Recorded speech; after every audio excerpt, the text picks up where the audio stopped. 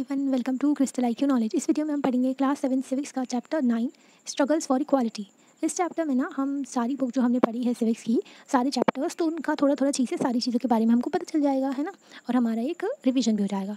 तो struggles for equality, इस book में हमने कई सारे चैप्टर्स देखे और कई सारे लोगों की स्टोरीज़ के बारे में देखा, है ना। जैसे कि कांता की स्टोरी को देखा था हमने, वो जो हाउस डोमेस्टिक हेल्पर थी ना, घर में काम किया करती थी। और ठीक है, अंसारीज़ की देखी, जैसे कि वो जो घर ढूंढने गए थे, है ना, तो उनको घर नहीं मिल रहा था क्योंकि उनके रिलीजन की वजह से, है ना।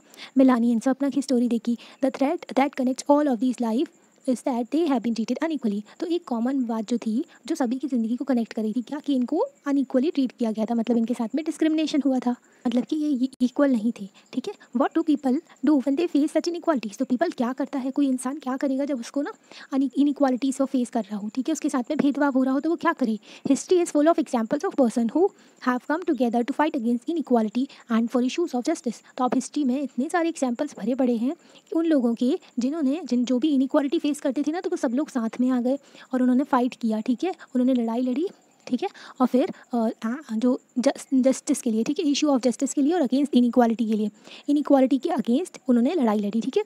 Do you recall the story of Rosa Park. हमने रोसा पार्क की स्टोरी देखी थी, है ना, जो कि US में थी। ओके, वहाँ पर सिविल राइट मूवमेंट चला था ना। फिर उसके बाद में कि जो ब्लैक पर्सन्स थे, तो उनको ना वो बस में बैठी हुई थी रोसा पार्क, वो ब्लैक से बिलोंग करती थी, है ना, जो कि ब्लैक होते थे, वाइट चलते थे जो अमेरिका में, उनके बीच में बहुत ज़्यादा डिस्क्रिमिनेशन चलता था, है ना।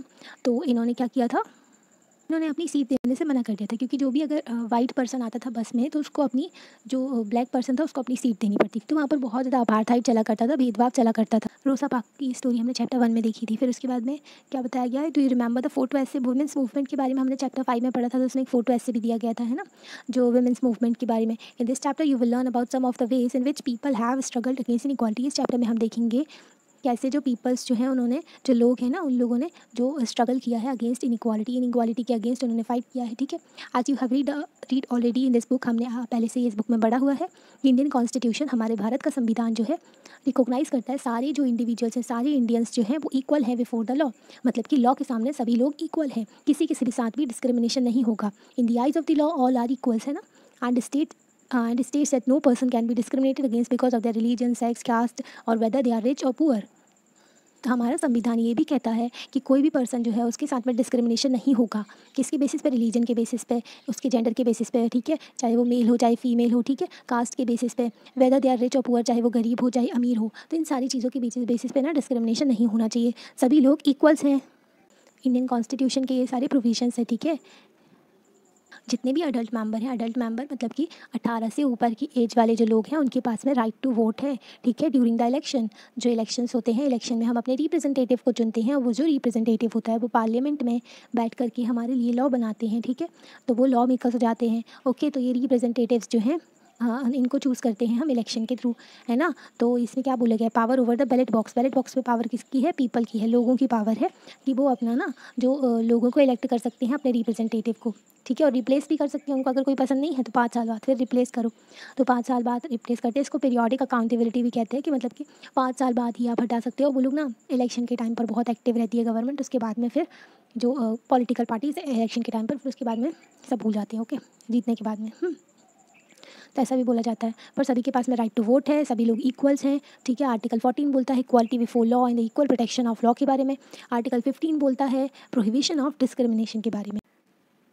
But this feeling of equality that ballot box provides because the vote of one person is good as that of the another, ठीक है, does not extend to most people's lives। मतलब कि जो फीलिंग ऑफ इक्वालिटी हमें वो ballot box provide करता है, इसमें हर एक पर्सन का वोट जो है इक्वल माना जाता है, ठीक है, सभी लोगों का वोट एक समान है, गुड है, एक दूसरे के जैसे ही।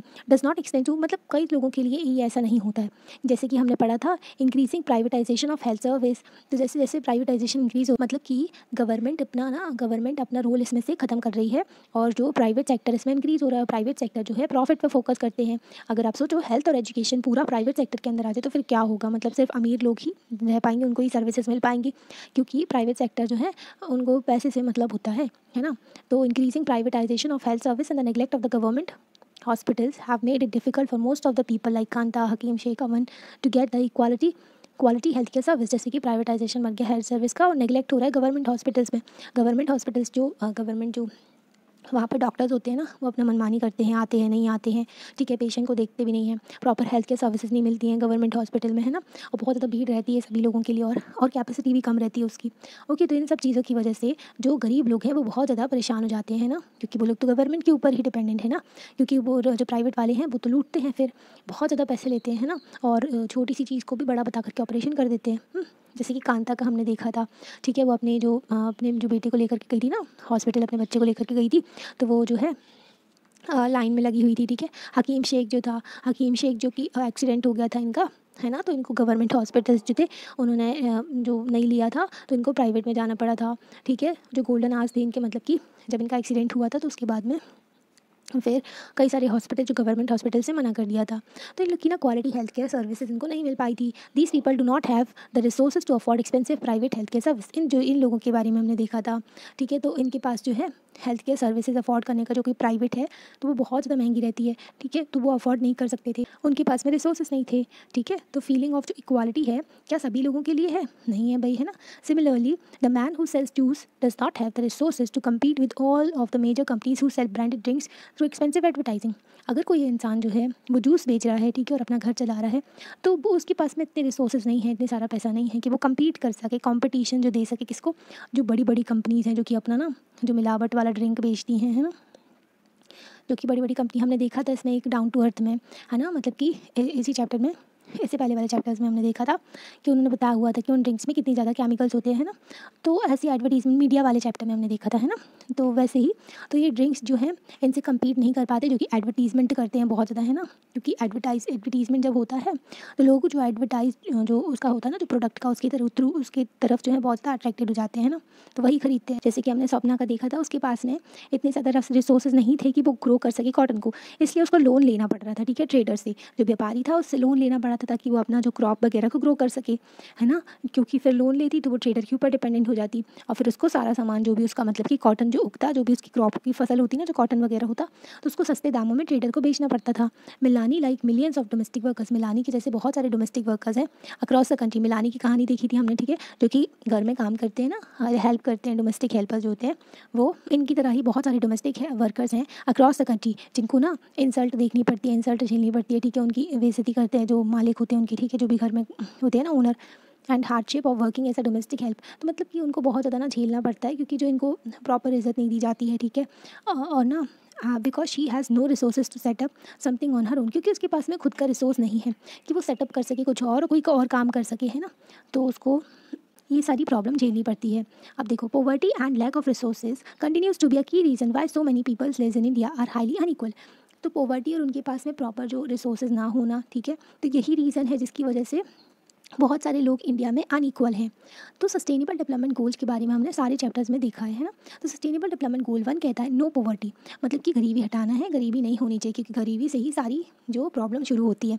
गरीबी, अगर आप गरीब हैं, मतलब अगर कोई भी गरीब है तो उसके पास में हेल्थ नहीं होगा, उसके पास में एजुकेशन नहीं होगी, है ना, उसके पास में अपॉर्चुनिटीज़ भी कम होंगी, क्योंकि उसके पास में ना वो बहुत सारी प्रॉब्लम से परेशान होंगे, उनके घर में प्रॉब्लम्स ही प्रॉब्लम हो, पॉवर्टी के जो ट्रैप में फंस जाते हैं, है ना। तो गरीबी तो बिल्कुल नहीं होनी चाहिए, है ना, उनको खाना नहीं मिलेगा तो उनकी हेल्थ ख़राब होगी, है ना। तो पॉवर्टी ही मेन रीज़न है, ठीक है, जिसकी वजह से लोग अनइक्वल हैं। On the other hand Ansaris were discriminated against not because they do not have resources. तो अंसारीज के साथ में डिस्क्रिमिनेशन हुआ था, इसकी वजह ये नहीं थी कि उनके पास में रिसोर्सेज नहीं थे, उनके पास में रिसोर्सेज थी, उनके पास में पैसा था, पर in fact despite having the money to pay the required rent, उनके पास में मनी तो था जो रेंट पे करने के लिए, फिर भी उनको अपार्टमेंट नहीं मिल रहा था, पूरा महीना हो गया था, क्योंकि पीपल जो थे, लोग जो थे वो ना people were reluctant to lease them an apartment because of their religion। तो रिलीजन के बेसिस पे लोग जो हैं अपार्टमेंट नहीं दे रहे थे, ठीक है। सिमिलरली हमने देखा था जैसे कि ओम प्रकाश वाल्मीकि के बारे में, ठीक है, तो ओम प्रकाश वाल्मीकि के जो टीचर थे उन्होंने उनको फोर्स किया था कि वो झाड़ू लगाएं स्कूल यार्ड में, जब सारे बच्चे पढ़ाई कर रहे थे और ओम प्रकाश जो थे वो काम कर रहे थे स्कूल में। एक छोटे से बच्चे थे ओम प्रकाश, जब तब ना जो उनके साथ में भेदभाव हुआ था, ठीक है, उनसे स्कूल साफ़ करवाया गया था, है ना, क्योंकि वो दलित थे, ठीक है, तो उनके साथ में बहुत सारा भेदभाव हुआ था, क्योंकि जो उनकी बुक भी थी जूटन के बारे में हमने देखा था यहाँ पर। ओके, तो ये देखो, ये जूटन बुक उन्होंने लिखी थी, अपनी बायोग्राफी, है ना, ऑटोबायोग्राफी लिखी थी, उन्होंने बताया था कि उनके साथ में कैसे डिस्क्रिमिनेशन हुआ था, है ना, मतलब कि उन्होंने अपनी जीवन के बारे में बताया था, है ना। तो ऐसा होता है बहुत सारे लोगों के साथ में डिस्क्रिमिनेशन, जो कि नहीं होना चाहिए, हमारा संविधान इसको प्रोहिबिट करता है कि डिस्क्रिमिनेशन नहीं होना चाहिए किसी के साथ में भी, सभी लोग इक्वल्स हैं, ठीक है। तो you have also read about the work women do is often considered less value than done by the man. हमने ये भी देखा था कि जो विमेंस काम करती हैं और जो मैन काम करता है, तो विमेन जो काम करती है ना, जो एक औरत काम करती है, उसके काम को ज़्यादा वैल्यू नहीं दी जाती है, क्योंकि वो जो है घर का सारा काम करती है, फिर भी उसके काम को वैल्यू नहीं दी जाती है ना। और अगर वो बाहर का भी काम करती हैं और घर का काम दोनों काम करती हैं, तो भी उनके काम को वैल्यू नहीं दी जाती है।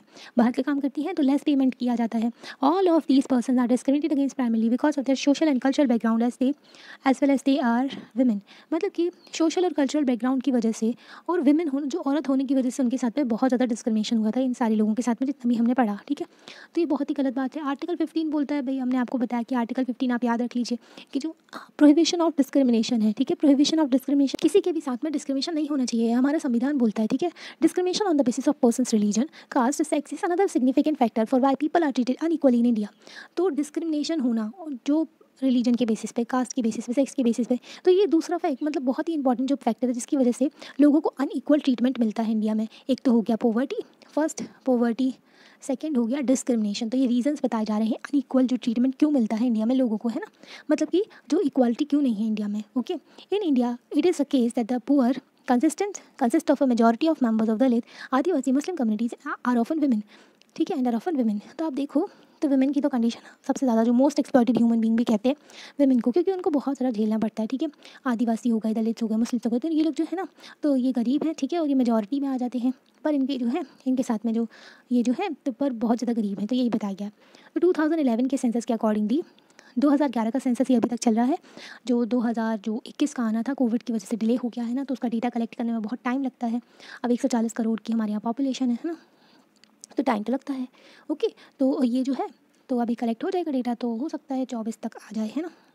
तो विमेन जो है सेंसस डेटा बताता है women from 48.5% of the population, जो विमेन है 48.5% है। आप देख रहे हो, मतलब हाफ पॉपुलेशन है जो हमारी कंट्री की विमेंस है, और उनके साथ में डिस्क्रिमिनेशन होता है, उनके साथ में भेदभाव होता है ना। और अगर मुस्लिम्स का देखें तो 14.2% पॉपुलेशन का मुस्लिम्स है ना। और एससी जो हो गए 16.6%, और एसटी जो हो गए, शेड्यूल ट्राइब्स जो हो गए हमारे यहाँ 8.6% है हमारी पॉपुलेशन का। जो ट्राइबल पीपल जो होते हैं उनके साथ भी बहुत डिस्क्रिमिनेशन होता है ना। तो ये बताया गया कि कितने हमारे यहाँ ये पॉपुलेशन के अकॉर्डिंगली है, जैसे कि पॉवर्टी हो गया, और उनकी रिस्पेक्ट ना होना, उनकी गरिमा ना होना। ठीक है, डिग्निटी नहीं होना, रिस्पेक्ट फॉर सर्टेन कम्युनिटी, जैसे कि रिस्पेक्ट हो गई कुछ कम्युनिटीज़ की एंड ग्रुप की, come together in such powerful ways that is difficult to identify where one expect of inequality and other begins. तो मतलब कि ना इनके साथ एक इनइक्वालिटी खत्म होती है, दूसरी शुरू हो जाती है, इस तरीके का चलता है। ठीक है, जैसे कि पॉवर्टी हो गया, फिर डिग्निटी और रिस्पेक्ट का हो गया। एक तो गरीब हो गए, दूसरा हो गया कि इनके पास जो है जो इनकी रिस्पेक्ट नहीं की जाती है, इनके काम की रिस्पेक्ट नहीं की जाती है। ठीक है, किसी कम्युनिटी से बिलोंग करते हैं तो इसलिए भी उनके साथ में डिस्क्रिमिनेशन होता है ना। तो एक डिस्क्रिमिनेशन, एक इनइक्वालिटी एंड होती है तो दूसरी शुरू हो जाती है। आज यू हैव रीड, जैसे कि दलित के बारे में, आदिवासी के बारे में, मुस्लिम गर्ल्स के बारे में, तो ज़्यादातर विमेन जो है वो तो और ही ज़्यादा इनइक्वालिटी फेस करती हैं। उनको स्कूल छोड़ना पड़ जाता है लार्ज नंबर में, मतलब देखिए वो ड्रॉप आउट हो जाती है स्कूल से। This is a combined outcome of poverty, social discrimination and lack of good quality school facilities for these communities. तो ये जो है ये एक ना कंबाइंड जो आउटकम है किसका, जो कंबाइंड रिजल्ट है, जो एक तो पॉवर्टी हो गई, ठीक है, गरीबी हो गई, सोशल डिस्क्रिमिनेशन, सोसाइटी में बहुत ज़्यादा डिस्क्रिमिनेशन किया जा रहा है। इनको ना गुड क्वालिटी की अच्छी जो है एक्सेसिबल, अफोर्डेबल एंड अवेलेबल और क्वालिटी एजुकेशन भी नहीं मिल रही है। ठीक है, गुड क्वालिटी की एजुकेशन भी नहीं मिलती है इनको। ठीक है, फैसिलिटीज़ इन कम्युनिटीज़ को, तो इनके जो बच्चे हैं वो स्कूल से उनको निकाल दिया जाता है। ठीक है, मतलब कि वो छोड़ देते हैं स्कूल ज़्यादातर बच्चे। ठीक है, क्योंकि जो है एक तो पॉवर्टी की वजह से, सोशल डिस्क्रिमिनेशन की वजह से, और lack of good quality school facilities की वजह से। ओके, और फीमेल्स जो है वो तो सबसे ज़्यादा, अगर इन परिवारों में 2 बच्चे होंगे, वो एक बॉय है और एक गर्ल है, तो बॉय को ही ज़्यादा प्रेफरेंस दिया जाता है। ठीक है, फीमेल को जो गर्ल है उसकी एजुकेशन को इतना प्रेफरेंस नहीं दिया जाता है। ठीक है, ये भी एक जेंडर डिस्क्रिमिनेशन जो हमारी सोसाइटी में प्रेवलेंट है ना। स्ट्रगल्स फॉर इक्वालिटी, अब इक्वालिटी के लिए भी लोग स्ट्रगल करते हैं ना, ताकि उनको इक्वल ट्रीटमेंट मिले सोसाइटी में throughout the world in every community. अगर हम पूरे वर्ल्ड में देखें, हर कम्युनिटी हो, विलेज हो, सिटी हो, टाउन हो, you will find there are some people who are known and respected because of their fight for equality. हर कम्युनिटी में, हर विलेज में, हर सिटी में, हर टाउन में आपको कुछ लोग ऐसे मिल जाएंगे पूरे वर्ल्ड में कि उनकी ना रिस्पेक्ट की जाती है सोसाइटी में, क्योंकि उन्होंने फाइट किया था against inequality, fight for equality, मतलब कि इनइक्वालिटी की अगेंस्ट फाइट किया था और इक्वालिटी के लिए फाइट किया था। ये लोग जो है अगेंस्ट हुए थे, किसके अगेंस्ट हुए थे भाई, किसके अगेंस्ट हुए थे कि जो है दैट दे फेस्ड, और मतलब कि डिस्क्रिमिनेशन जो वो फेस किए थे, डिस्क्रिमिनेशन जो भेदभाव उनके साथ में हुआ था, जो उन्होंने फेस किया था और जो उन्होंने विटनेस किया था, उसके अगेंस्ट उन्होंने जो स्टैंड हुए थे पीपल। ठीक है, और उसके खिलाफ बोला था। ठीक है, कि भेदभाव नहीं होना चाहिए, और they may be well respected because they treat all persons with dignity and are therefore trusted and called upon to resolve the issues in the community।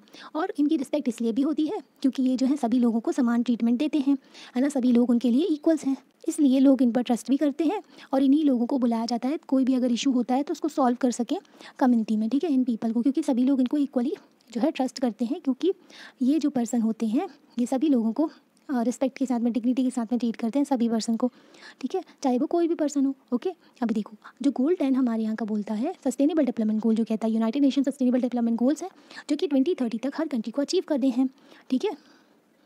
Sustainable development goal जो पहले 5 के बारे में बताते हैं। 5 जो है जेंडर इक्वालिटी के बारे में बात करते हैं ना, मतलब कि समान जो सभी लोगों को, सॉरी जो मेल और फीमेल है ना, इनको इक्वल ट्रीटमेंट मिलना चाहिए, है ना, किसी के भी जो फीमेल्स के साथ में बहुत ज़्यादा डिस्क्रिमिनेशन होता है तो वो नहीं होना चाहिए, है ना। और गोल 10 जो है रिड्यूस्ड इनइक्वालिटीज़ के बारे में, इनइक्वालिटीज़ जो होती है कई सारे बेसिस पे हो सकती है, ठीक है, पॉवर्टी के बेसिस पे, सोसाइटी की सोच होती है वो लोग डिस्क्रिमिनेशन करते हैं ना, रिलीजन के बेसिस पे, और जो रिच और पुअर के बेसिस पे, है ना, फिर जो कम्युनिटीज़ के बेसिस पे, कम्युनिटी के बीच में भी हो जाती है, मतलब कि जो एक कम्युनिटी है ज़्यादा रिच है और एक कम्युनिटी पुअर है तो इनके बीच में भी इनइक्वालिटी है। कंट्रीज़ के बीच में भी हो जाती है, जैसे कि अफ्रीका जो है बहुत ज़्यादा गरीब है, ठीक है, अफ्रीकन कंट्रीज़ जो है बहुत ज़्यादा गरीब पड़ जाती हैं, और वेस्ट की कंट्रीज़ है जैसे कि यूरोप की कंट्रीज़ है वो बहुत ज़्यादा, यूरोप मतलब वेस्टर्न कंट्रीज़ इसलिए बोलते हैं कि वेस्ट की तरफ है वो, तो यूरोप हो गया, है ना, और अमेरिका हो गया, तो वहाँ पर अमीर हो जाते हैं, बहुत सारे लोग अमीर रहते हैं, मतलब कि, तो ये भी जो कंट्रीज़ के बीच में रिड्यूस इनइक्वालिटीज़ क्या बोला जाता है कि एक तो कंट्रीज़ के बीच में इनइक्वालिटी, एक तो विद इन द कंट्री, ठीक है, और बिटवीन द कंट्री, मतलब कि आपको अपने देश के अंदर इनइक्वालिटीज़ ख़त्म करनी है, और जो मतलब कि दो देशों के बीच में भी इनइक्वालिटीज़ होती है ना वो भी ख़त्म करनी है, ठीक है, जो जितने भी देश, जितनी भी कंट्रीज़ है ना उनके बीच में इनइक्वालिटीज़ है वो भी ख़त्म करनी है। जो लोग जो ट्रीट की सभी लोगों को इक्वल ट्रीटमेंट देते हैं, जो लोग सभी लोगों की इक्वल रिस्पेक्ट करते हैं, जो लोग जो है ना इनइक्वालिटी के अगेंस्ट होते हैं, है ना, और जो इक्वालिटी के लिए बोलते हैं, ठीक है, उनकी ना बहुत ज़्यादा जो सम ऑफ दीज पीपल, तो इन्हीं लोगों के लिए इनको ना रिकॉग्नाइज़ किया जाता है, ठीक है, इनको माना जाता है बिकॉज दे हैव सपोर्ट और represent large number of people, क्योंकि ये रिप्रेजेंट करते हैं, बहुत सारे लोग इनके पीछे होते हैं, है ना, लोग इनकी रिस्पेक्ट करते हैं, लोग इनको मानते हैं, ठीक है, तो इनकी बात मानी जाती है क्योंकि ये रिप्रेजेंटेटिव बन जाते हैं उन लोगों के, है ना। Number of people who have united to address the particular issue of inequality, इतने सारे लोग जो इकट्ठे आए हैं जो कि इनइक्वालिटी को ख़त्म करने के लिए, ठीक है, इनइक्वालिटी के इशू को, ठीक है, देखने के लिए, तो ठीक है, मतलब कि उसको जब उस पर बात होगी उसको देखेंगे, ठीक है, तभी ना उस इशू को सॉल्व कर पाएंगे, है ना। तो इनइक्वालिटी के अगेंस्ट जो बोलते हैं तो उसको उनके लीडर भी होते हैं जो कि उनको रिप्रेजेंट करते हैं, जैसे कि BR अम्बेडकर थे, ठीक है, उन्होंने दलित कम्युनिटी के लिए फ़ाइट किया था, है ना, उस टाइम पर जब उनके साथ में बहुत डिस्क्रिमिनेशन हुआ था फिर भी उन्होंने पढ़ाई की अपने अच्छे से, है ना। तो उनका भी एग्जाम्पल आप ले सकते हो।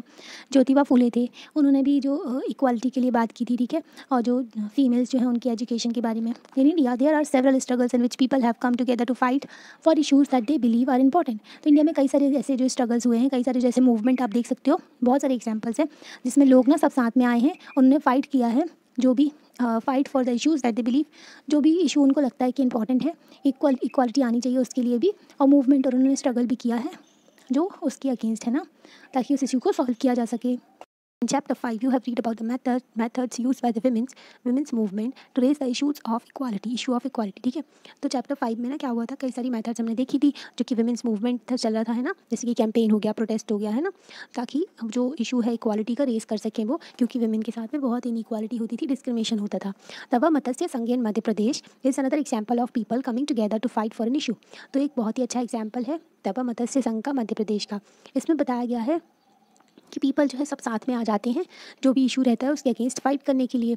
There are many such struggle such as, तो कई सारे स्ट्रगल हैं और भी, जैसे कि बीड़ी वर्कर्स के स्ट्रगल होते हैं, फिशर फॉक जो होते हैं उनके, बीड़ी वर्कर्स जो बीड़ी बनाते हैं ना, बीड़ी, और एग्रीकल्चरल लेबरर्स, स्लम ड्वेलर्स जो होते हैं, ठीक है, जो कि झोपड़ी में रहते हैं। Each group is struggling for justice in its own way, तो हर कोई ना जस्टिस के लिए, जो न्याय के लिए, अपने लिए जो अधिकारों के लिए फ़ाइट कर रहे हैं। तो इसमें ना there are so also many attempts, उन्होंने कोशिश भी की कि वो कोऑपरेटिव फॉर्म कर सकें, है ना, कोऑपरेटिव जिसमें म्यूचुअल इंटरेस्ट होता है सभी का ना, म्यूचुअल बेनिफिट होता है, फिर उन लोग सब बांट लेते हैं। एंड अदर कलेक्टिव वे जिसके थ्रू ना पीपल जो हैं उनका ना कंट्रोल हो सके अपनी ही रिसोर्सेज पर, जो उनकी जगह पर उनकी रिसोर्सेज, जैसे तवा मत्स्य संघ है, इनका एग्जाम्पल देखेंगे तो आपको समझ में आ जाएगा। तो वो लोग भी स्ट्रगल कर रहे हैं कलेक्टिव, जो साथ में आकर के कि अपनी रिसोर्सेज को कंट्रोल कर सकें। Tawa Matsya Sangh, when dams are built और forest areas are declared sanctuaries for animal, thousands of peoples are displaced. जब ना डैम बनाए जाते हैं, बड़े बड़े डैम आपने देखे होंगे, कहीं तो देखा होगा है ना, तो डैम जब बनाए जाते हैं और फॉरेस्ट एरिया को अगर सेंचुरी वगैरह डिक्लेयर कर दिया जाता है, वाइल्ड लाइफ सेंचुरी वगैरह एनिमल्स के लिए, तो बहुत सारे लोग जो जंगल में रहते हैं ना, जो गाँव वाले होते हैं, उनको डिस्प्लेस कर दिया जाता है। डैम बनाते हैं ना, तो डैम बनाते हैं तो नदी का पानी ऊपर उठ जाता है, तो बहुत सारा एरिया जो है पानी के अंदर डूब जाता है। तो ना क्या होता है कि बहुत सारे लोगों के घर जो होते हैं वो भी डूब जाते हैं, तो उन लोगों को वहाँ से डिस्प्लेस कर दिया जाता है, कहीं और भेजा जाता है। पूरे विलेज जो गाँव होते हैं, जिन्होंने बना करके रखे थे अपने घर वगैरह, सब जो है उखड़ जाते हैं और लोगों को ना ज़बरदस्ती जाना पड़ता है, कहीं और दूसरी जगह जाकर के घर बनाना पड़ता है और नई ज़िंदगी शुरुआत करनी पड़ती है। और इनको ना रिहैबिलिटेशन का पैसा भी नहीं मिलता है, गवर्नमेंट का काम है, तो गवर्नमेंट का आप जानते ही हो कितना लेज़ी काम रहता है अपने यहाँ, मतलब कि बहुत ज़्यादा ना जो ऑफिसर्स अपने जो हैं और जो भी लोग हैं, तो वो लोग बहुत स्लो काम करते हैं। तो उसकी वजह से जो कॉमन पीपल होते हैं, क्योंकि ये जो नेता लोग हैं करप्ट होते हैं बहुत ज़्यादा, है ना, most of these peoples are poor. तो ज़्यादातर लोग जो यहाँ से डिस्प्लेसमेंट होता है ना, वो गरीब लोग होते हैं। अगर अर्बन एरियाज़ में आप बात करें, जो डेवलप्ड एरियाज़ हैं, जो अर्बन एरियाज़ हैं, bastis in which poor people live are often uprooted, मतलब कि स्लम एरियाज़, जो स्लम एरिया में रहते हैं ना वो लोग झुग्गी झोपड़ी में, तो उनकी जो बस्ती होती है ना उसको उखाड़ देते हैं, उसको तोड़वा देते हैं, ठीक है। जहाँ पर जो गरीब लोग रहते हैं, जो वर्कर्स होते हैं बाहर से काम, जो इमाइग्रेट होकर के दूसरी जो विलेज वगैरह से आकर काम करते हैं, वहीं पर उनका परिवार बस जाता है, वो झुग्गी झोपड़ी में, है ना। Some of them are relocated to areas outside the city, कुछ लोगों को सिटी के बाहर के एरिया में भेज दिया जाता है। Their work as well as their children's schooling is severely disturbed because of the distance from the outskirt in the city of this location. अब उनको सिटी के बाहर भेज दिया, तो उनका जो काम है अब उनको दूर से वहाँ से आना पड़ रहा है, उनके बच्चे स्कूल नहीं जा पा रहे, उनकी ज़िंदगी कितनी ख़राब हो जाती है ना, क्योंकि उनको इतनी दूर भेज दिया जाता है सिटी के बाहर, तो अब वो कैसे उनके बच्चे स्कूल जाएंगे, वो कैसे काम पर आएंगे, है ना, और पैसा लगेगा उनको आने में। जैसे आपने मुंबई में धारावी सुना होगा, बहुत बड़ा स्लम एरिया है वो, है ना। The displacement of people and communities is a problem that has become quite wide spread in our country. तो डिस्प्लेसमेंट, जो लोगों को इधर से उधर डिस्प्लेस करना है, क्योंकि जो डैम वगैरह बनाए जाते हैं, है ना, तो उसकी वजह से तो ये बहुत जो फैली हुई प्रॉब्लम है हमारे यहाँ, हमारी कंट्री में, है ना। ये देखो रिजर्वायर क्रिएट हुआ था, जो ना आर्टिफिशियल लेक बन जाता है डैम के पीछे, है ना, तवा रिवर पर जब डैम बनाया गया। People usually come together to fight against this, तो लोग साथ में आते हैं ताकि जो डिस्प्लेसमेंट वगैरह उनके साथ में अन्याय जो होता है उसके अगेंस्ट फाइट कर सके। There are several organisation across the country fighting for the rights of the displace. तो बहुत सारी ऑर्गेनाइजेशन जैसे कि NGO वगैरह भी सपोर्ट करती हैं इनको, ताकि ये लोग जो हैं डिस्प्लेस किया है जो लोगों को, उनका घर हटा दिया है, ठीक है, उनकी जो ज़िंदगी ऐसी हो गई है, तो वो लोग भी उनके राइट्स के लिए फ़ाइट करते हैं, ठीक है। इस चैप्टर में हम देखेंगे तवा मत्स्य संघ के बारे में। एक फेडरेशन है, एक ग्रुप बनाया गया है, तवा मत्स्य संघ एक ग्रुप है, ठीक है। इसका फिशर वर्कर्स का, मतलब जो मछुआरे होते हैं ना उनका, कोऑपरेटिव है ये, एक an organisation fighting for the rights of the displace forest dwellers of the Satpura forest in Madhya Pradesh. तो सतपुरा फॉरेस्ट जो था वहाँ पर मध्य प्रदेश में, तो वहाँ पर ना जो फॉरेस्ट में रहा करते थे लोग, ठीक है, तो उन लोगों को जो डैम बनाया गया तो उनको वहाँ से हटा दिया। ओके, तो ऑर्गेनाइजेशन जो है इनकी, इन लोगों ने एक तवा मत्स्य संघ बनाया, अपना ग्रुप बनाया, ताकि ये फाइट कर सके जो अपने राइट के लिए, है ना।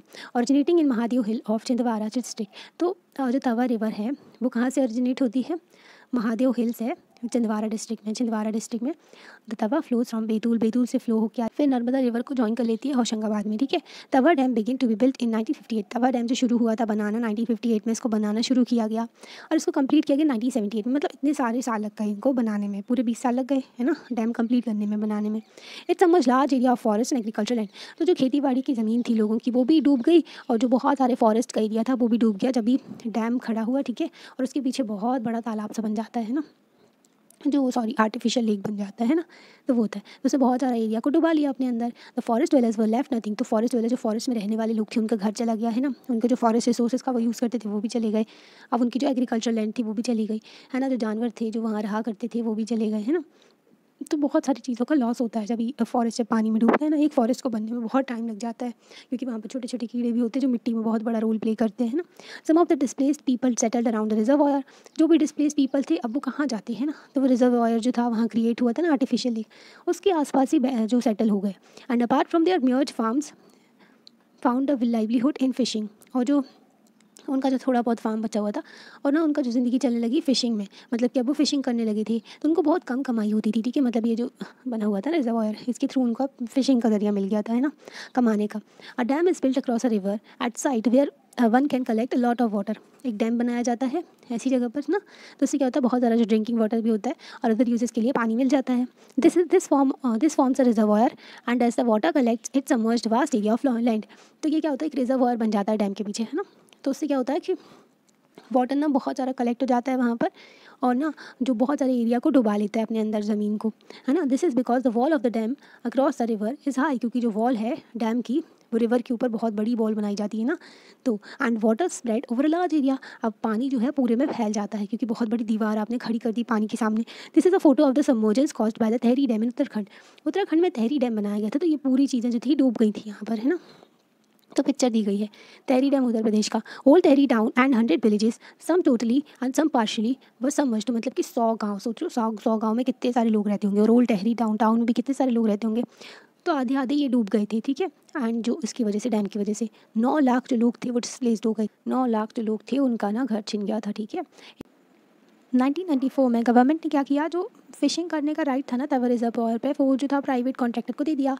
अब ये जो प्राइवेट कॉन्ट्रैक्टर थे ये ना लोकल पीपल को नहीं दे रहे थे ये काम, जो बाहर से जो अपने लेबर लेकर के आए उनको काम दिया इन्होंने, ठीक है। तो लोकल पीपल जो थे वो परेशान हो गए थे, उनको ना काम मिल रहा था ना फिशिंग कर सकते थे। अब वो the contractors begin to threaten the villagers, तो वो धमकाने लगे विलेजर्स को। तो जो भी छोड़ के नहीं जा रहा था ना वो वाली जगह, वहीं पर वो बस गए थे जो गांव वाले, तो उन्होंने बोला हम गुंडा लाएंगे, ये वो ऐसे धमकाने लगे, है ना।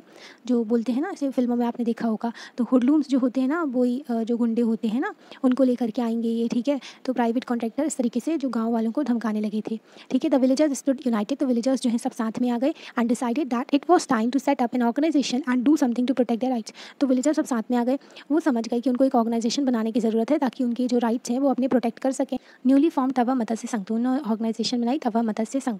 ऑर्गेनाइज रैलीज, उन्होंने रैलीज निकाली, ठीक है। और चक्का जाम कर दिया, मतलब कि रोड ब्लॉकेट कर दिया रैलीज निकाल करके। डिमांड कर रही थी कि उनकी राइट हो ताकि वो फिशिंग कर सके, है ना, फॉर लाइवलीहुड, उनकी ज़िंदगी चल सके।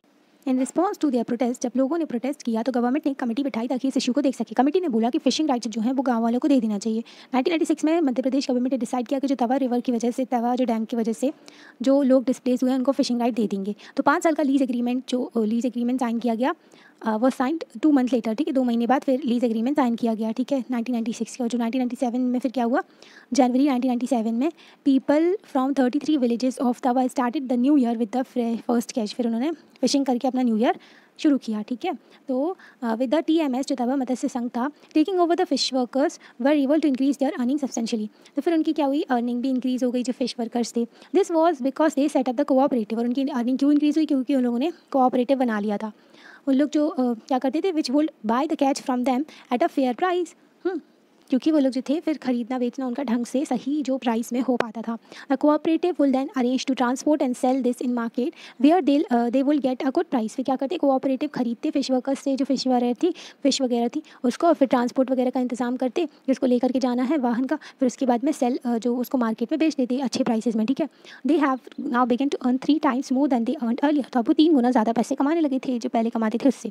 The TMS has also begin to giving the fish workers loan for repair and buying of new nets. तो TMS ने क्या किया, फिर लोग जो फिश वर्कर्स थे उनको लोन वगैरह भी देना शुरू किया ताकि वो अपनी ज़रूरतों का सामान खरीद सकें, जो भी रिपेयर करना है, खरीदना है, नया जो नेट है वो। जब by managing to earn a higher wages as well as preserving the fish in reservoir, TMS has shown when peoples organisation get their rights to livelihood and they can be a good managers.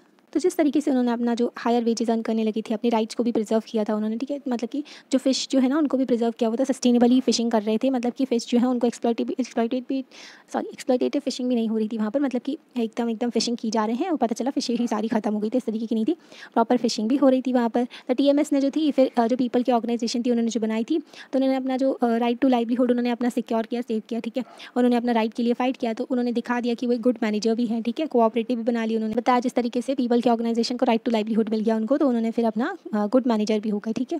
तो TMS ये protest कर रहे हैं, ये दिखाया गया यहाँ पर, ठीक है।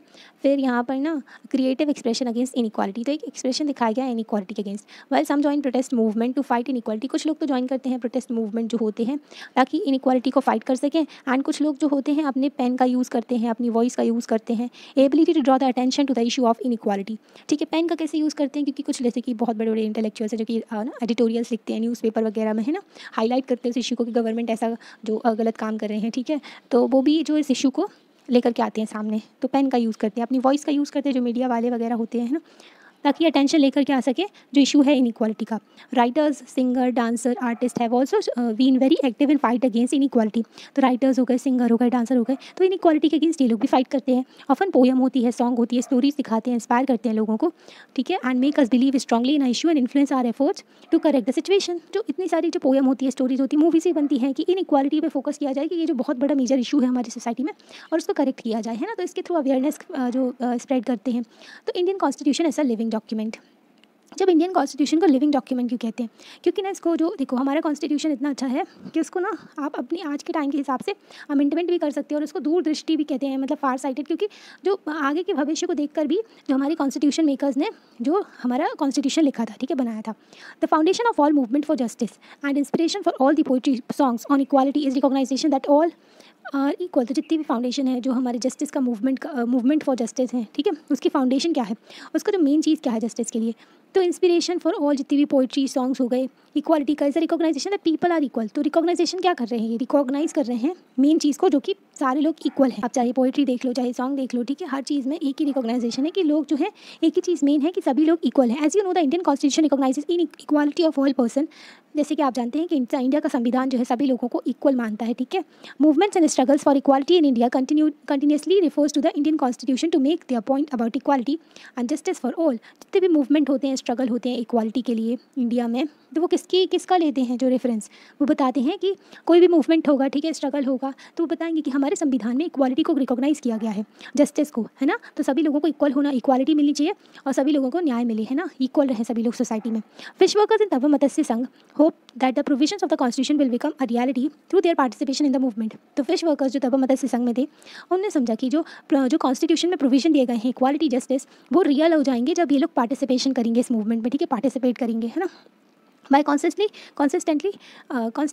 referring to the constitution, they use it as a living document. तो जब कॉन्स्टिट्यूशन को बार बार वो रेफर कर रहे थे, तो उसको यूज़ कर रहे थे as a living document, something that has real meaning in our lifes. Living document जो कि हमारी ज़िंदगी में रियल मीनिंग है, हमारी ज़िंदगी में, है ना, ठीक है। तो लिविंग डॉक्यूमेंट जिसका हमारी ज़िंदगी में रियल मीनिंग है, और इसलिए भी कहते हैं कि इसको ना अमेंड भी किया जा सकता है हमारी नीड्स के अकॉर्डिंगली, आज के टाइम के अकॉर्डिंगली, और ये फार साइटेड भी है, जो कि हमें ना मतलब कि इसको दूरदृष्टि भी कहते हैं, क्योंकि ये जो है हमारा बनाया गया था, संविधान मेकर्स जो थे, हमारे कॉन्स्टिट्यूशन मेकर्स जो थे, कॉन्स्टिट्यूशन मेकर्स जो थे, उन्होंने देख करके कि आगे की जो जनरेशन है उनके हिसाब से भी कॉन्स्टिट्यूशन को देखा था, है ना। जैसे कि इक्वालिटी, जस्टिस, ये सब तो होना ही चाहिए, है ना, हमारी डेमोक्रेसी में, हमारी जो, इसलिए कॉन्स्टिट्यूशन में ये सब लिखा गया है ना। तो ये लिविंग डॉक्यूमेंट है क्योंकि ये जो हमारी लाइफ में रियल मीनिंग लगता है ना। In a democracy there are always communities and individual trying to expand the idea of democracy and push for a greater recognisation of equality on existing as well as new issue.